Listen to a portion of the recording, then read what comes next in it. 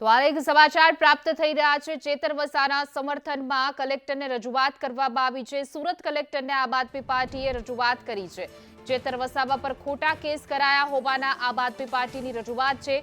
તમામ કેસો પાછા ખેંચવામાં આવે, સાથે જ ભાજપે ખોટા કેસ કરી ફસાવ્યા હોવાના પણ આમ આદમી પાર્ટીએ આરોપ લગાવ્યા છે। ચેતર વસાવા લોકોનો અવાજ બની લડતા આવ્યા છે અને લડતા રહેશે। આમ આદમી પાર્ટીના કાર્યકર્તાઓ સહિતના કોર્પોરેટરો જે છે તે સુરત કલેક્ટરને આવેદનપત્ર પાઠવવા માટે પહોંચ્યા હતા, જ્યાં ઉગ્ર બાબત થઈ હતી। પોલીસ સાથે રકઝકના પણ દ્રશ્યો સર્જાયા હતા।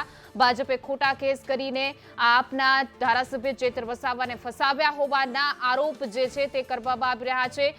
છેલ્લા ઘણા સમયથી આમ આદમી પાર્ટીના ધારાસભ્ય ચેતર વસાવા છે તે લાફા કાર્ડને લઈને જેલ હવાલે છે। તેને લઈને હવે આમ આદમી પાર્ટીમાં વિરોધ જોવા મળી રહ્યો છે।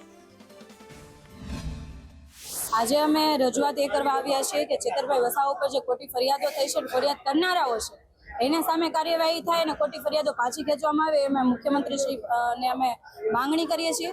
કારણ કે જે વ્યક્તિ તમામ સમાજનો અવાજ બનતા હોય છે, આદિવાસી સમાજના લોકો માટે હક માટે લડતા હોય, જે શિક્ષણ માટે લડતા હોય, આરોગ્ય માટે લડતા હોય અને કરોડોનો જે સરકારની અંદર રહેતા લોકો કૌભાંડ કરતા હોય, કૌભાંડ ઉજાગર કરતા હોય, એવા વ્યક્તિનો અવાજ દબાવવા માટેની જે પોલીસનો જે દુરુપયોગ થઈ રહ્યો છે એ બિલકુલ યોગ્ય વાત નથી। આખી ગુજરાતની જનતા આ બાબતે નિંદા કરે છે, અમે પણ આ બાબતની નિંદા કરીએ છીએ। સાથે સાથે અમે મુખ્યમંત્રીશ્રીને એ રજૂઆત કરીએ છીએ કે તમામ જે ખોટી ફરિયાદો છે પાછી ખેંચવામાં આવે અને ખોટી ફરિયાદ કરનારાઓ વિરુદ્ધની કાયદેસરની કાર્યવાહી કરવામાં આવે, જેથી આજે તો તમે ધારાસભ્યોનો અવાજ આવી રીતના અવાજ બંધ કરાવશો, કાલે હજારો એવા લોકો ઊભા થશે જ્યારે અવાજ કરશે કે ખોટું થતું છે એની સામે બોલશે। તો આવી રીતના અવાજ દબાવવામાં આવશે તો આખી સિસ્ટમની અંદર જે ભ્રષ્ટાચાર થઈ રહ્યો છે, જે ખોટું થઈ રહ્યું છે, એના માટે કોણ લડશે, કોણ બોલશે?